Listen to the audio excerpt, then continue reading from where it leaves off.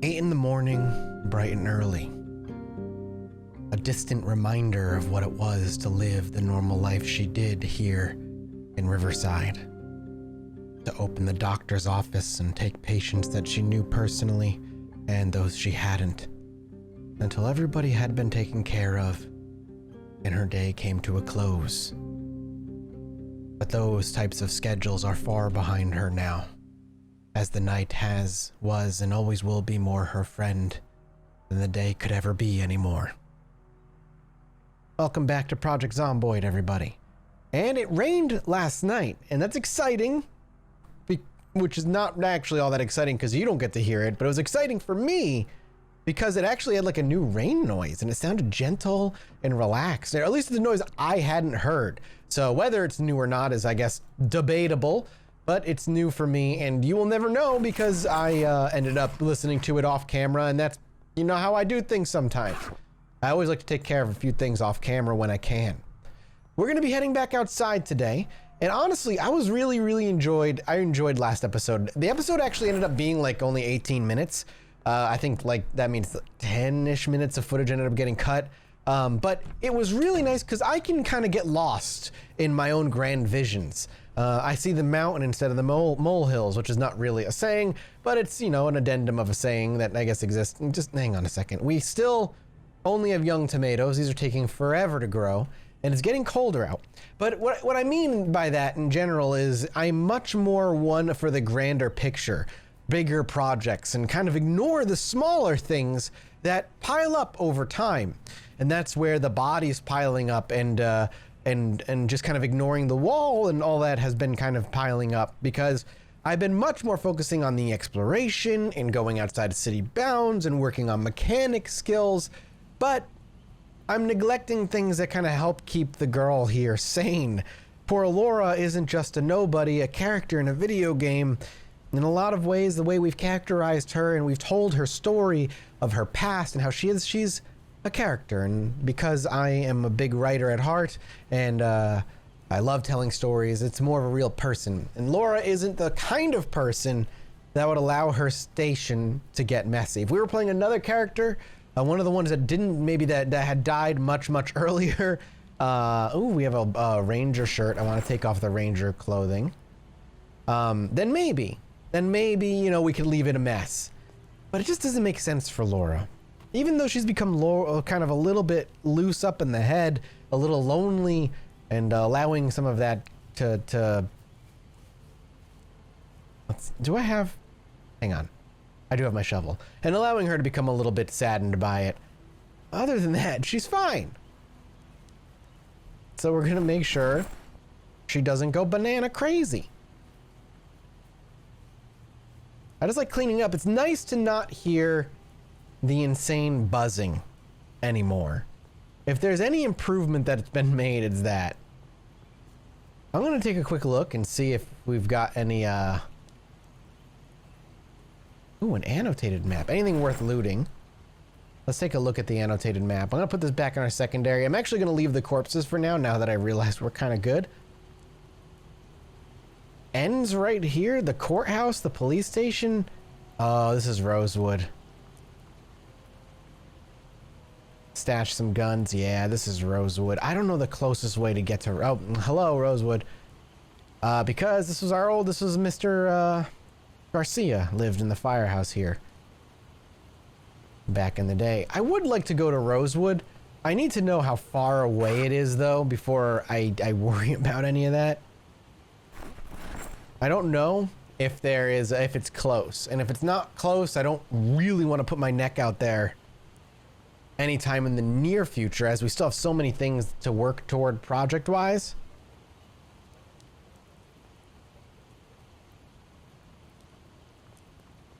I would like to get this wall done, and I'd really like to get the kind of like hallway done here. I love the new vision breakaway system. It makes so much more sense that when you look towards a wall, it'll wipe away and you can see what's there. Can I check these bodies?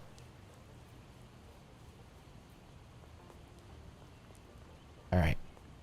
Do I have any more planks, or do I need to make more? Because our carpentry skill is likely going to go up today too. And then since we'll have the wall finished, we can get back out there into the dangers of the wilds.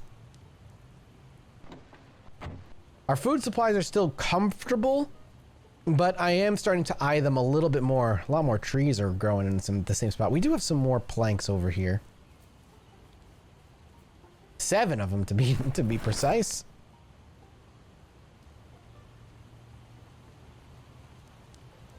All right.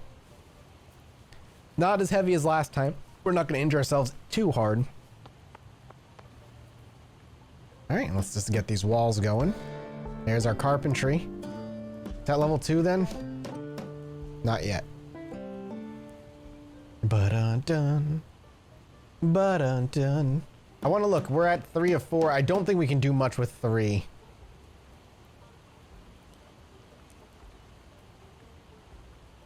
We could wash ourselves in the puddles. Are we clean? We can't wash our clothes, unfortunately. If we take it off, I wonder if we could. We're close, by the way. We're going to definitely finish that wall, but...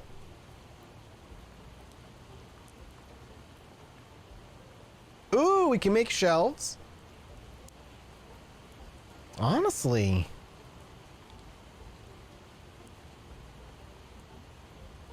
Man, one more. The 4 is the big one. That's when our water concerns start becoming way, way less. We can finally start making crates, though. That was the big level up for here. So that's something we're going to want to do, I think. Just for easier storage. And if we start, you know, working outside more and we end up being outside more, having crates that have our common tools and whatnot there. Especially for the little garage that we want to work on. Even though we have a garage. Wait, I don't think... Do we have a garage? I think we do. But I don't know, it's cooler looking. I don't know, it gives me something to work towards, and I kind of like that aesthetic a lot. Just let me live my zombie fantasy chat comment section. Phil. God damn it, Phil. Dean, ban Phil for me. Thank you. Sorry, Phil. We are 2 planks away. That's it. And then we've got ourselves such security. So we haven't had ooh, we're getting a little bit wet, but I think it's because we were carrying too much and we're sweating. Hey, let's go up here and just chop down one of these trees. We don't need to go through the car. And we'll have a nice security. Maybe if a horde ever decides to show up again, we can truly test it. Oh. Okay, new little interface. I like it. We gotta get that axe out, though. E. Z. Hello. Oh, do I not have a saw on me? Probably don't have a saw on me. We'll go fix that right away. I do have a garage. Weirdly, I never noticed this before, but the driveway doesn't lead into the garage. The garage is just on the grass. Huh. Well, that's a little weird.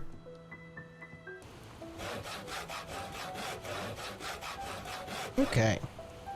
I'm gonna probably take all of them, and we can just stash most of them there. It'll be good to have them on hand. There's really no reason to leave any planks up behind this house, unless I want to build it a brand new shed for the residents that are long gone. Laura just starts building buildings for neighbors long gone. And then she gets mad when they don't give her any thanks. They don't bake her anything as like a thank you gift, because we live in the 1950s now, so baking for your neighbor is a common way to thank them for building you a shed, even when you didn't ask. Surprised you had to ask. And now we're starting to get wet, but we did it. We have a completely safe area minus one little entrance here. Let's get inside, because if we let ourselves get too wet, we will get sick.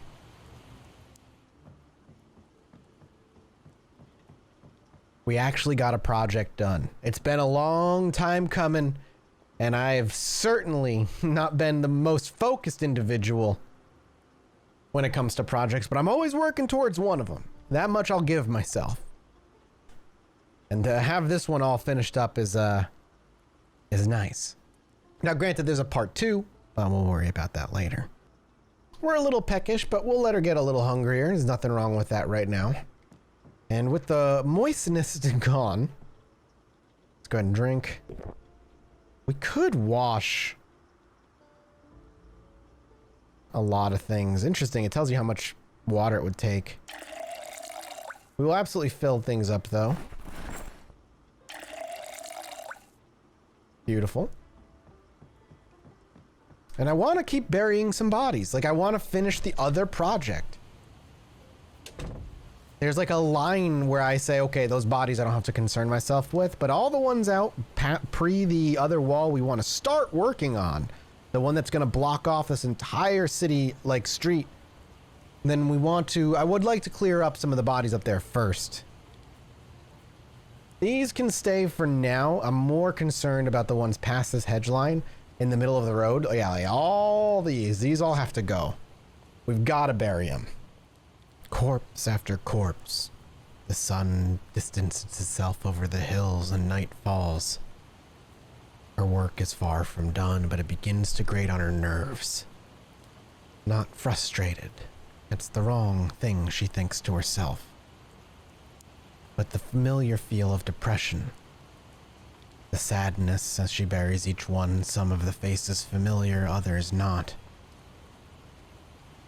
And she feels guilt, having left all the bodies laying so openly in the road and yards untended to. Each one she brings to the grave, she gives thoughts.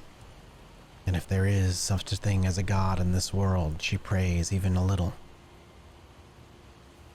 She apologizes, sometimes outwardly with her voice, other times inside, in her head.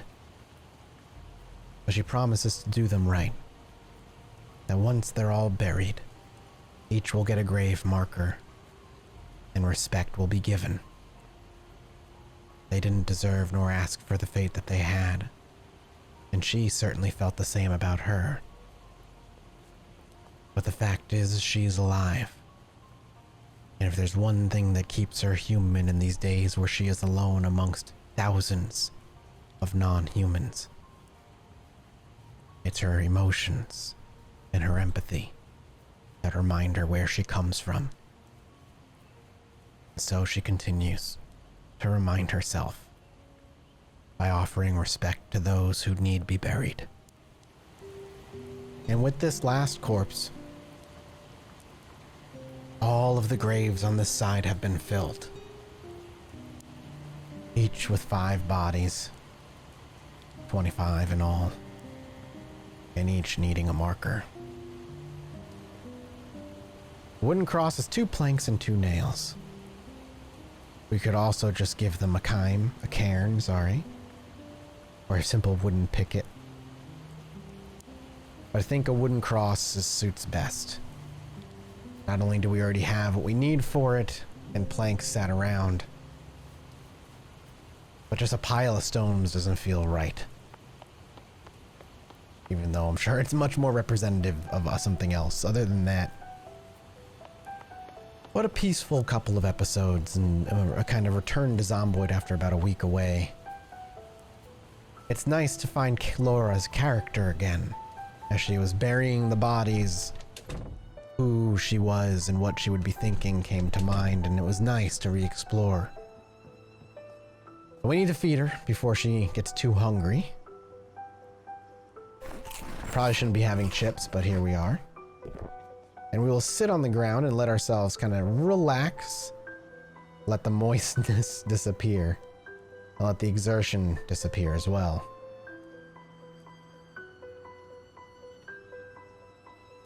Good enough. We're very tired. I'm alright with that, though. We don't have to do anything very stressful. This should be an easy make. I think we left them right in this corner, right? At them right there? Yep. We can make 2 crosses. I'm into it.